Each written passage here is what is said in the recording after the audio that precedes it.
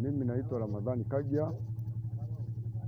Nimewiwa kugombea nafasi ya udiwani kata ya Kayanga, na sababu iliyonifanya nichukue fomu kugombea udiwani kata ya Kayanga ni kwa sababu mimi ndio ninayeyajua matakwa ya wananchi wa Kayanga wanayoyahitaji.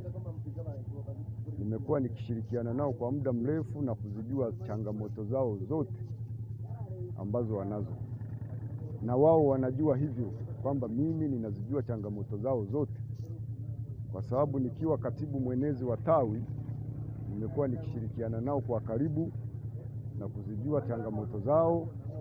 Kwa hiyo nimewiwa nitakapokuwa diwani wa kata hii ya Kayanga, kwa kuwa na ninafahamu vizuri sana changamoto za watu wa Kayanga na nimekuwa karibu nao, nitashirikiana nao bega kwa bega, na wao wananchi wanajua kabisa umuhimu wangu kwao.